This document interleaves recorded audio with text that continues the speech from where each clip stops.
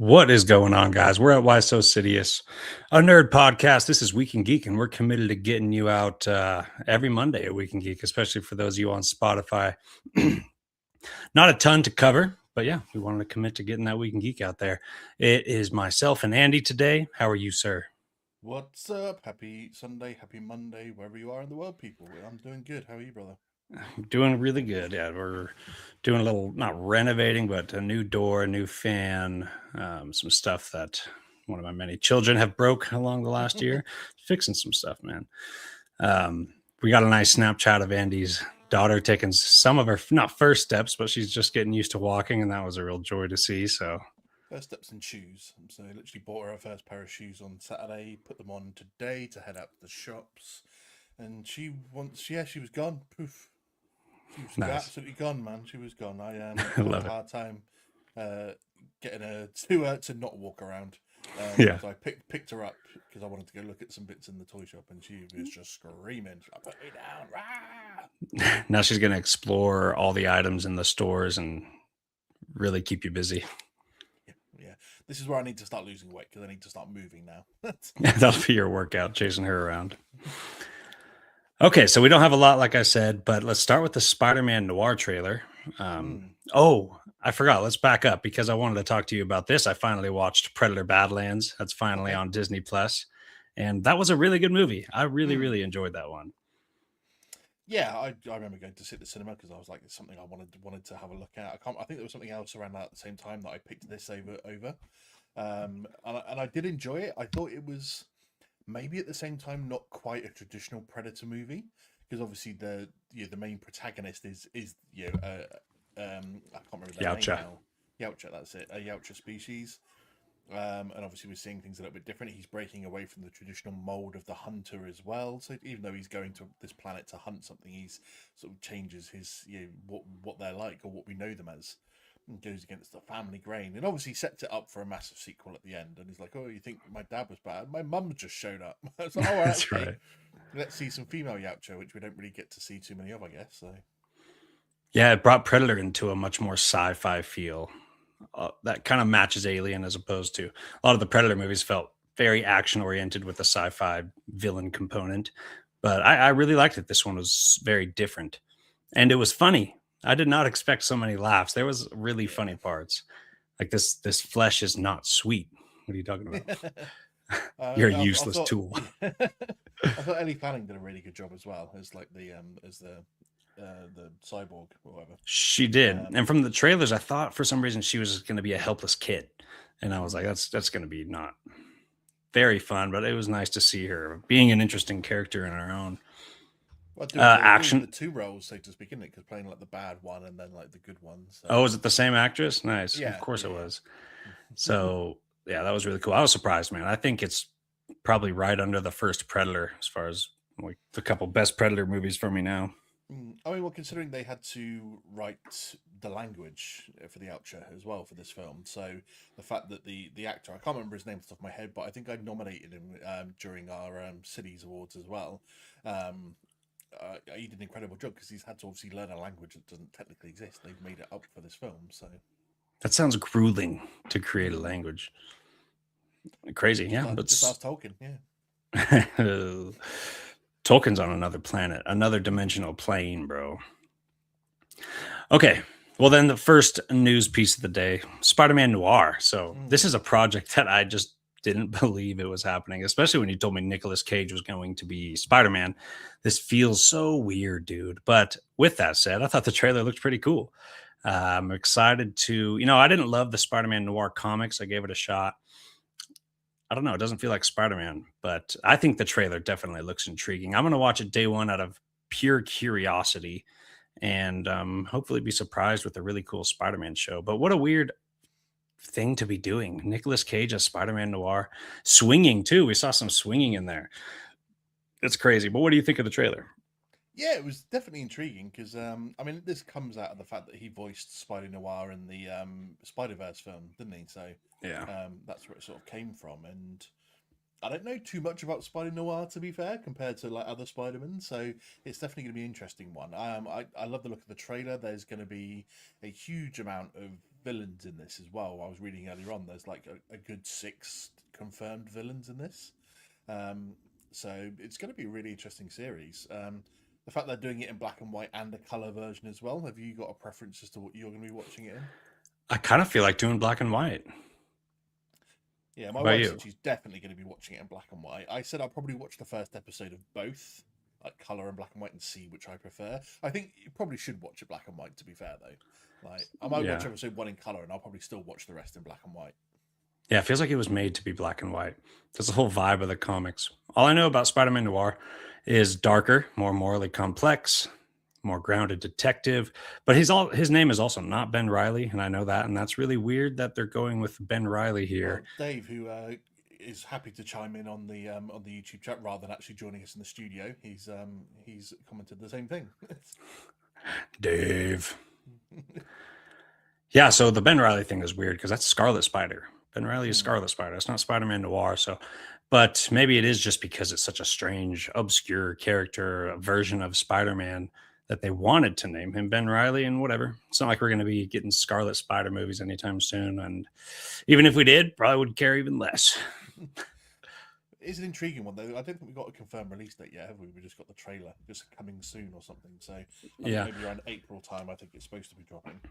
I actually take that back. I think a Ben Riley project would be cool because Ben Riley is supposed to be this clone of Peter Parker, where I think it might have been the 90s during the Clone Saga. It was like that dude was telling everyone he was the real Peter Parker, and Peter started to believe it. He was like, "Holy shit, what if I am really a clone?" Because then Ben Riley brings, it's kind of the chicken and egg conversation and stuff. Mm. Even though he was the clone, so that would be kind of fun. It's not what we're getting out of Spider-Man Noir, people. I'm just the Ben Riley part throws me off, but it's because Spider-Man is such a big IP. You probably don't want to put Peter Parker's name on a really strange 1920s black and white hat wielding black and nothing else Spider-Man. I mean, what are your genuine expectations for this? Is it just like a fun series for them to do, or are you expecting anything serious out of it? I don't expect anything at all, to be honest, but I'm so curious. And I love Nicolas Cage, to be honest. And I am really excited to see a different take on Spider-Man. So there's just things that have piqued my interest. I'm excited to watch it, but I don't expect a good show. Are you surprised it's being released on Amazon as opposed to, because obviously it's a Sony thing and it's linked to the Spider Verse, and obviously Sony are the ones that had the rights to this. I was Um, wondering about that. Is so like, did Amazon create it all and Sony's the I'm guessing Amazon's so, obviously distributing it. It's because just a they series don't on obviously Amazon. have to go through Marvel to release anything. Marvel Studios, they can release it themselves, or maybe they just lent. I haven't actually looked into it. I don't know if they lent the rights to Amazon, or Amazon said, "Hey, if you want to make this, on the off the back of the Spider Verse films, we'll happily do it ourselves." So Hmm. I'm not sure how it worked, but it's just interesting. I just thought that it's being done on Prime rather than Marvel Studios or Sony themselves. Because It is I very guess interesting. Sony don't really have a TV platform, do they? True, but Um, that to threw me release off stuff too. on. Um, it seems like Sony's sharing a lot better lately. We keep getting reports that they're going to share with the Marvel Universe more some of Spider-Man's side characters. People are talking about Venom and Kingpin and Daredevil. I really still think Daredevil and Kingpin will be in Brand New Day. I I hope so, but it seems like Sony is sharing more, and apparently with Amazon as well, not just Marvel. So I wonder if we could expect more out of this if it's a hit. And like, what if this is like the Penguin of what if this blows us away the way Penguin did? For me, anyway, Penguin is a great show. And if you have this grounded, darker, gritty Spider Man story, do we have a rating on it? It's not TVMA, is it? I don't think it's a mature rating. No, I haven't seen, to be honest. Yeah, so But I that would do be expect a interesting. little bit. I mean, it's Amazon, so I expect a bit of, maybe you can throw some goriness in there and it wouldn't be an issue. A bit of what? Goriness, Goriness? Oh, goriness. that's So right. a Because bit of gore. Invincible, The Boys, Yeah. right? Okay. Wow. Could you imagine if they go full blown? That's the character. If you ever made a movie with Spider Man that went that dark, it would have to be Spider Man Noir, right? That's not the Mm. kid Spider Man. Well, this is what I kind of expect when you're going down this route of like a 1920s detective, is that you could have it a bit more gritty and darker and have a bit more violence in there, as opposed to just being the run of the mill stuff. So, Yeah. And for how filled with hope and kind of a lighthearted energy Spider Man has, there's still a lot of adult fans that like to see Spider Man in those really dark stories. bringing out that contrast Dave mentioned on the show before, where it's like Spider-Man's such a happy-go-lucky dude that it almost makes the dark moments more impactful because Mm. you don't want to see him go through these things, and seeing him battle through it is just feels good. Feels good. I mean, Dave's saying that they think they made him Ben Riley so he could go to Yeah, Parker and wouldn't be attached to the Peter Parker name, which is fair. yeah, But it's interesting the way Sony are going. Yeah, if this is a hit, do they expand on doing that a that's bit what I was more? I going mean, to ask. the rumor mill was that they're working on a Spider Punk and Gwen Stacy spin-offs from the Spider Verse films themselves. So once they wrap up the third film, that they're going to look into doing a Spider Punk series and a Gwen Stacy Spider Girl series. Um, I'm not sure we need that, to be honest. Yeah, it's a little much. I love these first two films, and I think once you've wrapped up the trilogy, you don't need to. This is Sony's mistake every time, though, isn't it? Because they get maybe a potential hit on the hands or a film that does a little bit well, and all of a sudden they just ruin it because they go head over heels and try and do too much with it. Which is where their kind of spiderless film universe fell down because they just went, hey, let's take all these characters that aren't really like anti-heroes or anything like that, and let's just turn it around and make films out of them because we don't need a Spider-Man to make this work. And you're like, actually you do. And whilst Yeah, obviously Spider-Punk and Gwen Stacy are spider people in their own right, it's just I don't think they need spin-offs. for sure. And the vibe of Spider-Man Noir is so different and so unique from anything we've seen Spider-Man. Mm. The other stuff, the Gwen or whoever Spider-Punk, that kind of just feels like more Amazing Spider-Verse stuff, which is great, but we're all waiting for that third movie. But Spider-Man Noir, its own live action show, makes sense because it is so, so different from anything we've ever seen. Whereas Gwen and Punk would kind of feel like rehashing stuff we've seen before. Yeah. Shout out DC Cannon. D Cannon. I always get that wrong. Go follow D Cannon. He's a good guy. But yeah, I hope that we see a lot more Spider-Man rogues in the MCU, man, because we're kind of missing out on a lot. All of his movies rely on these other characters so far. What is No Way Home without Toby and Andrew? What is Homecoming Mm. without Iron Man? What is Far From Home without Nick Fury? Which actually not that much different there, but and yeah, Far From man, Home, the Venom. biggest out of the three. Because we've never had a new Doc Ock. We've never had a new Green Goblin. That would be really cool. I'm still with Matthew McConaughey as Green Goblin, dude. I was about to say it's hard to follow up on those characters because Seriously, their versions were perfect, seriously. almost literally perfect. I think for their film version. So to follow that up with new castings, it's a hard thing to take. I mean, we're getting I think over the next obviously 5-10 years with the involvement of the new X-Men and the soft reboot that the MCU is going to go through post Secret Wars. We are going to get a lot of reboots. So, I think the heavy rumor is that the MCU is post Secret Wars when the universe resets. That we're not necessarily going to have um, the traditional Green Goblin. It might be Harry Osborn's Green Goblin instead. So interesting ways that they can sort of get around it without having to step on the toes of those that came before, so to speak. Yeah. All right. Basically, two more pieces of news, right? This next one, real short. I think we have confirmation on Skeleton Crew season 2.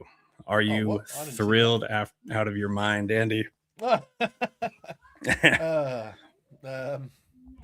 Yeah, I would rather empty a full shitty nappy that had spilled out everywhere on the floor than green light of season 2 of Skeleton Crew. Yeah, yeah. I'm never gonna rewatch season 1, but I don't hate it that much. I really do respect that they had a story to tell, and it was just for the kid crowd, and that's fine. It's not my cup of tea, but I'm glad for once. It feels like in the past decade they've released something because they had a story, not because they wanted to do a Han Solo or a Darth Maul or some kind of IP service. This was fresh, new, organic story. I'm not Really? saying it's incredible, but I mean, what about it screams to you that it wasn't like they made this for another reason besides, hey, we have a Well, good story here, yeah, but you say that, and I look at the series as a whole and go, what was the point of their story?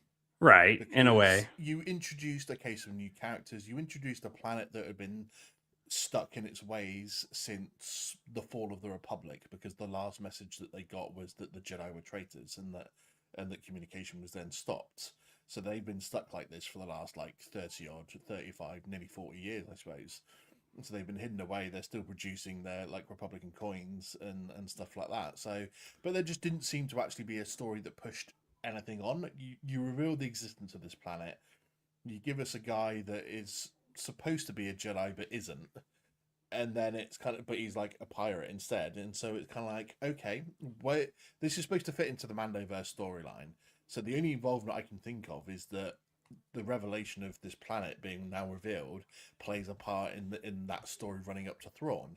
Because since they've revealed on the galactic map that Assassin is next door to Dathomir, which is the last place we see Thrawn at, obviously when at the end of Ahsoka season 1. So that's the only thing I can think of, is that they're tying it into the Mando story and it plays a role for Thrawn somehow Yeah. with the reveal of this planet. Apart from that, this has had no impact on Star Wars as a whole. This has had no impact on the Mandoverse or anything significant to do with the lore of Star Wars. So don't see the point of it. I don't see what story they were trying to push forward from it. Yeah. So it felt more like obviously a tribute to like previous part, like Captain Hook and Goonies and stuff like that, than it did a Star Wars story. So Yeah. I did like a little bit of the world building. I liked to have actually a more familiar society to kind of explore in the Star Wars universe. Big universe. So it's likely that a lot of stuff is just like Earth, plus all the other crazy aliens and planets that we see along with it. Yeah, I'm not saying I like it, but I do think it stood out. So many of the other projects they released just feel like a cash grab in one way or another, and at least this one didn't, even if it's not our cup of tea. fair. I mean, obviously, if they do a season 2, I'll watch it. I'm not clamoring to see it. Right, it's not our like. It would be really cool if they did those shows for kids, but also made sure they hooked it up for those adults that like the maybe darker, kind of more mature, complex storytelling. Hmm. That's what their range has been so limited so far. Whereas the original trilogy kind of was great for everybody. It was really good for everybody. It was fun for kids, and it was dark enough. The stakes were high. You got Tarkin blowing up Alderaan and stuff like that to get the adults like, Yeah. ah. It was great, wasn't it? But Because you had the light and the dark, good and bad. You had genocide. You had incest. We had everything, didn't we? incest, yeah. Oh, yep. So yeah, we'll see if that comes out. I don't know if that's confirmed or it was just a rumor. Put together a bunch of a couple little news pieces to get a week and geek out. But the last one we'll have plenty to talk about. It's that the Russo brothers came on and talked a lot about Doomsday, a little bit about Doomsday. But one of the things they mentioned is that Steve Rogers will, in fact, be a central character to this story in Doomsday. Does that surprise you, or did you expect a smaller role? Hmm. I think once it was revealed and we had that trailer that came out in December, that Steve Rogers was back, it's probably no surprise.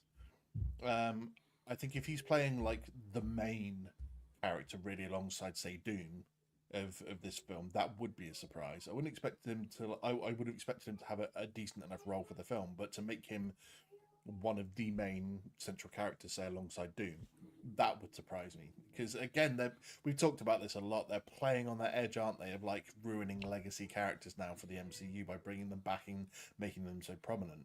Well, that's what we're worried about, right? But Yeah, yeah. in another sense, I think Captain America was one of the most boring characters ever. Never liked him, didn't care for him. And who made Captain America interesting? The Russo brothers. Like they write the best Captain America. They elevated the character. He's way better in the comics thanks to the Russo brothers. So with some silver lining, I'm still like, yeah, I'm kind of happy to see him anyway. But I also, dude, the Russos know how to work Steve Rogers. So I mean, I'm good with it, but we'll see. I think yeah, I mean, I'm probably not going to complain because we all love Chris Evans, as Steve Rogers. So it's not like he did a bad job at the character either, was it? He was written well, and he acted really well. right. And by Endgame, we absolutely adore him. So even though I still will fight to the end that he was wrong in Civil War, because I was always Team Iron Man. But I still Ooh. think that I'm disappointed that he would play such a prominent role in this film, because you've got so many characters in this that you can make prominent. And to me, it should have been revolving around like Doom, the Fantastic Four, Thor, and Loki. Those Yeah. are the big ones that I would have expected to be the most prominent characters in this film. That would feel organic, more organic, less forced. Yeah, I mean, I know we talked about it, I guess, but it's just covering it again. And like, does it feel like a knee jerk reaction to how the last 7 years has been for Marvel, and so bringing back the legacy characters and giving them the most prominent roles, especially with the collapse of like the Kang Dynasty situation, um, and so it just feels like this knee jerk reaction, doesn't it? And instead of being the organic characters, it's forcing the old characters back to pick up, and especially since the rumor has it as well that they're going to force the situation where the re-release of Endgame that's coming in cinemas in September is going to have this post-credit scene that then directly sets up Doomsday. So it kind of then like the events of Endgame cause the situation of Doomsday, even though it's supposed to be about an 8-year gap. So again, yeah, we're not going to know until we see it, obviously. But at the same point, it's like, can you not have worked with what you had rather than having to rehash things that worked previously and you laid to rest? Yeah. And also, not just to be the silver line guy, but it also feels okay because it's their that's Endgame was the last MCU movie they did, and Doomsday feeling like and yet another sequel to Endgame. I think it'll turn out just okay. You know what, the rumor I don't like about Steve Rogers in the movie is I don't like the idea of him doing the Secret Empire hand, bad guy Mm. Steve Rogers. I hope that's not true because one, bringing RDJ back, turning him into a villain, that seems like a gimmick. And then if Steve Rogers comes back and he's also a bad guy too, that would be ridiculous. There's no way they're going to do that. You don't want to see Captain Hydra? Yeah, in some kind of way I do. Maybe not like this. I like the idea. I'm good with him coming back with Doom got messed up because he went and did something with time, replacing the Infinity Stones in time, caused an incursion. Doom's family died. He freaking hates Steve again. Different name, still hates Steve. Got it. But I'm good with that. That sounds cool. I mean, Um, I can get behind the idea of like Steve deciding instead of returning to like 2019 or whatever after he replaced the Stones and going back to the 40s and living out his life with Peggy, that causes an incursion in the alternate universe because he's obviously split the timeline then yeah. by going back and changing the timeline, and that's caused an incursion in Doom's world. I would, if that's the story, I can be on board with that because what we've been told in the last 7 years of how the timelines work, how incursions work, how all these sorts of changing the past works, I can get on board with that. Yeah, that would be fine. There's a theme of children, um, Hmm. and I think pulling that off would be harder with new characters. Like you need these filled with legacy and history characters to Yeah. be the fatherly and motherly people, and then their children, which are supposed to have such a theme. Peggy and Steve have a kid. Obviously, Thor's kid, Hmm. Franklin. Franklin Richards, of course. Yeah, so I think it'll work out all just fine. Still pretty pumped. Yeah. Oh yeah. And then it is kind of funny though that we hear two things. His replacing the Stones will play into this movie, but we also heard that Iron Man's death in Endgame will play into this movie. So that's where things are getting a little fuzzy. Hmm. I don't think this will happen. I just think it'll be really cool if somehow we see, a scene where he's about to snap those stones and Doom just dream walks into his body and does something else with the Infinity Stones and something like that. But I don't see how that death would tie into anything because that snap didn't have galactic proportions. That snap just killed Thanos' army. That snap didn't kill half of anything. It wasn't a galactic, like, different universes are going to be like, oh, what's going on? Because Thanos already used the stones twice. If the Universal Police were going to crack down on that, they would have got Thanos. So it's not just him using the stones attracted any attention. So I think dream walking, maybe.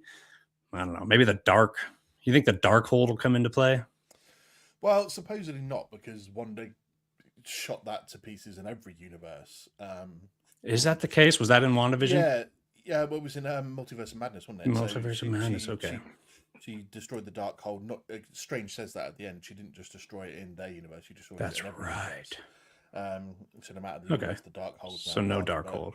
in terms of like them saying that obviously Tony's death at Endgame plays a part in this, I think they're just going to be more playing on the fact of the emotional impact of seeing Tony Stark's face again. That's probably what they mean, and that maybe Doom has a different story to tell of how that situation went on in his universe. Hmm. And so therefore they're like, okay, why couldn't we have done this then? Even though Strange was like, oh, yeah, I saw 14 million futures and there was only one outcome.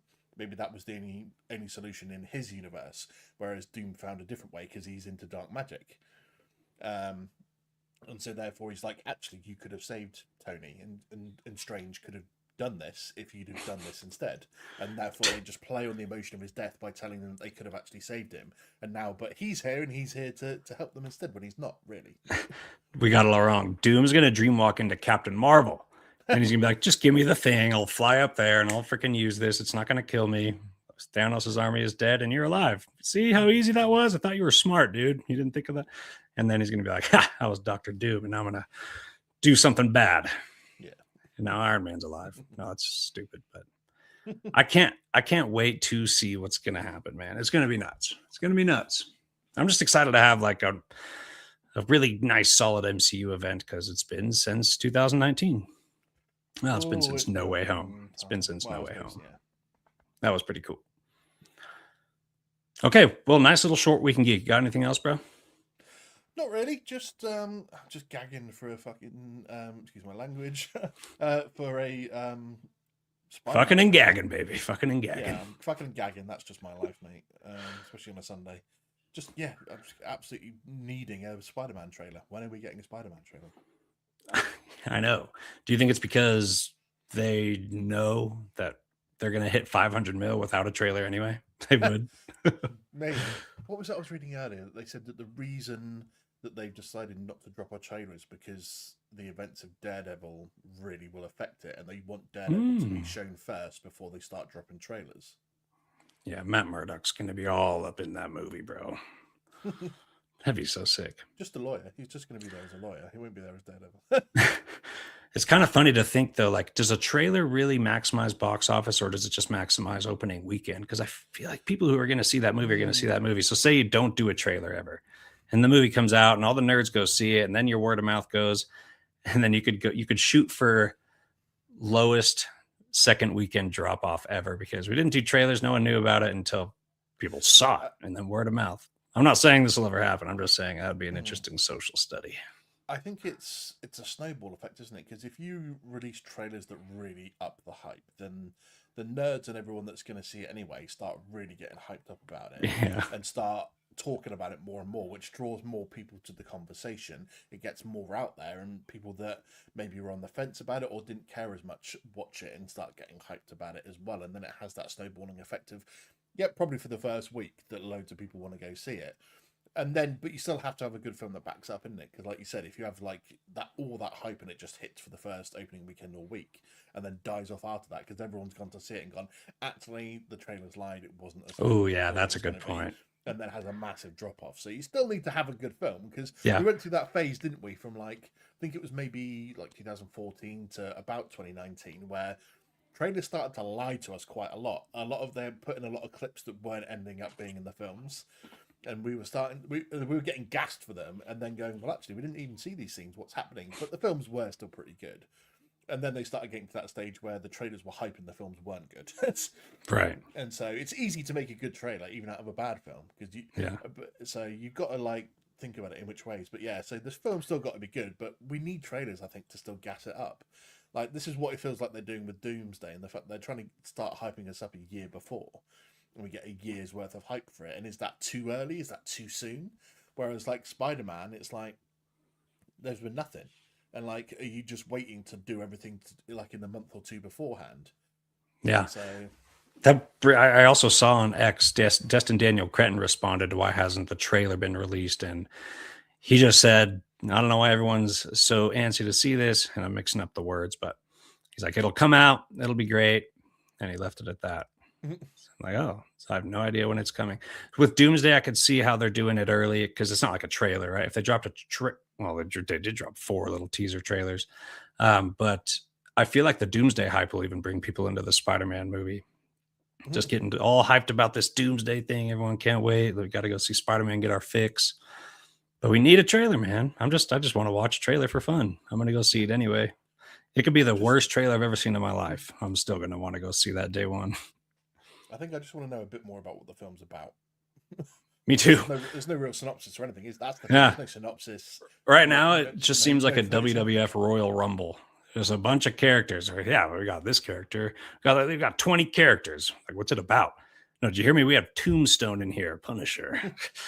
Yeah. Yeah, I wonder who is the Scorpions, main villain. Because this film, like the news this week, is this film supposed to break the record for the most Spider-Man villains appearing in one film.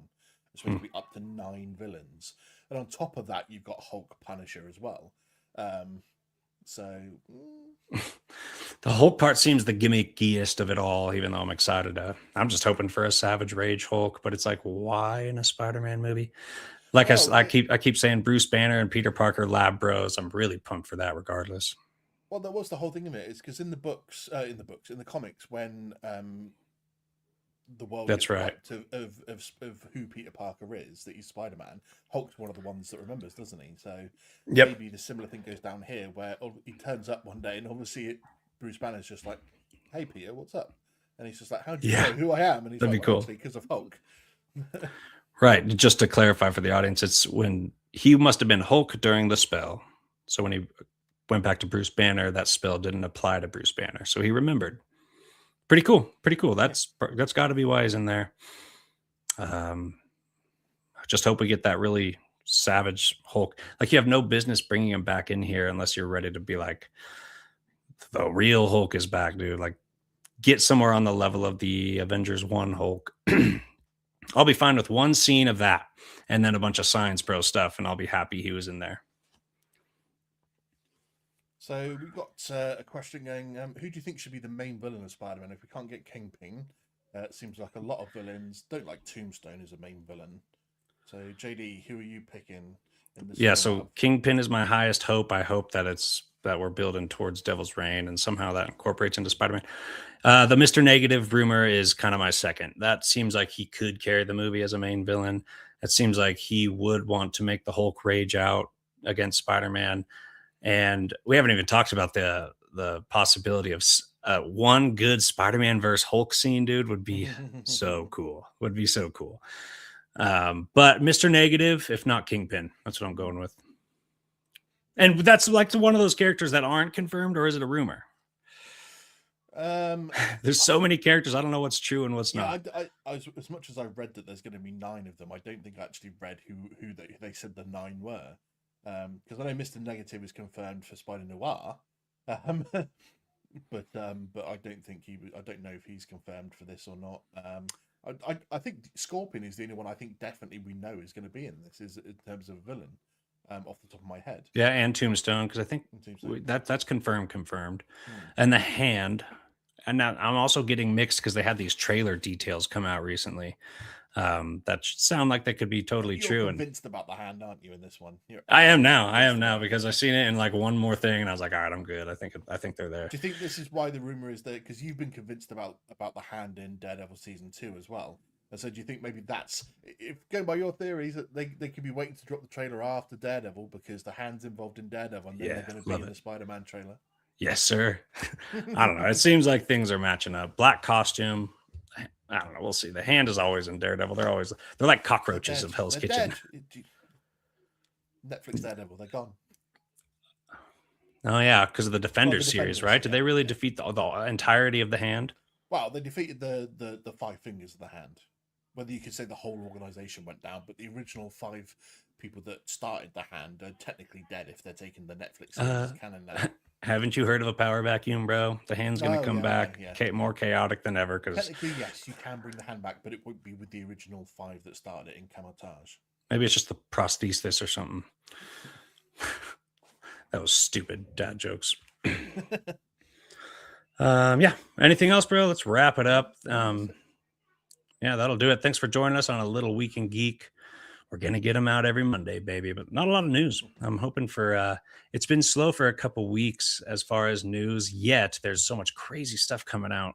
So I think, I think the next month or so is going to have a lot of great news, fun news to cover. Now, when do you think we'll get a Spider-Man Brand New Day trailer? And we'll leave it off with that. 1 week, 2 weeks, 3? I think it's got to be by the end 4? Of the month. Got to be by the end of the month, surely. 5 weeks? 6? I think 8. 7? 8? I'm expecting it. I bet you will. I'll bet you will get it in February. By the end of February, we'll get a trailer. Yeah, I reckon so. All right. Well, Andy, thanks for joining me, bro. We'll talk to Nice. all you on the flip side at Why So Sidious, a nerd podcast.